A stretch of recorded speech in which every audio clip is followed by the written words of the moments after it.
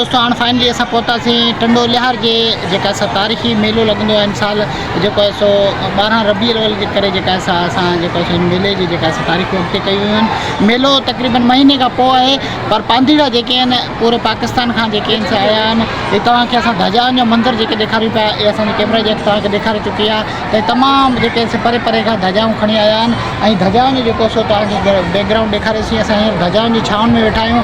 ऐं दोस्तों तव्हांखे ॿुधाईंदा हलूं त हिन टंडो लिहार जे मंदर जे जेका असां ध्वजाउनि वारी जॻह ते वेही करे हिकिड़ी ॻाल्हि कयां थो त कुझु ॾींहं पहिरियां मूं हिकिड़ो वीडियो रखियो त ख़ुदा महिरबानी कयो रोडनि ते जेके आहिनि से तव्हां पंहिंजे नियाणियुनि खे जेके असां पैदल जेके काफ़िलनि में वठी था अचो, इहो न वठी अचो। असां पाण बाबे रामा पीर जे मञण वारा आहियूं। कुझु दोस्त चवंदा हूंदा त यार हीअ लाहौती जेको आहे सो इहा ॻाल्हि छो लिखी, त असां चऊं था बाबा तव्हां बिल्कुलु अचो, तव्हांजी दिलि जी श्रद्धा आहे ऐं उहा भॻवानु तव्हांजी पूरी कंदो। तव्हां अचो, पर पंहिंजे नियाणियुनि खे जेके आहिनि सवारी में वठी अचो। जे ईंदड़ वक़्त में जेका आहे असांखे रोडनि ते जेके मुश्किलातूं थियनि थियूं, फुरलूट थियनि था, रोड हादसा थियनि था या ॿिया काफ़ी अहिड़ा मसइला थियनि था, उन्हनि खां असांखे बची सघे। त तव्हांखे अॼु असां रामापीर मंदर जी हाज़िरी बि भरीसीं ऐं तव्हांखे दीदार कराईसीं। हिन ख़ूबसूरत जेका असां मंज़र जो हिकिड़ो मोहबत जो समा आहे ऐं बाबे रामापीर सां मोहबत कंदड़ जेके आहिनि से पूरे पाकिस्तान खां आयल आहिनि।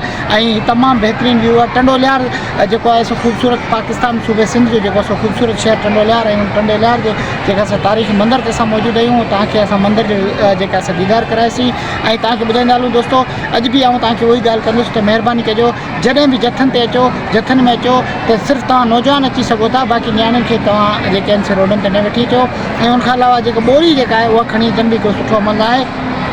तव्हांखे बाबे खे भंडारो ॾियणो आहे त उन्हनि जेका असां कोशिशि करे गॾु पैसो करे उहो तव्हां हिते अची भंडारे में जमा कराए, इहो बहितर अमल रहंदो। पंहिंजे मेज़बान दोस्त वफ़ा सुमरो लाहौती खे अॻे कंहिं वीडियो ताईं ॾियो मुर्की मोकल जरा पहिरीं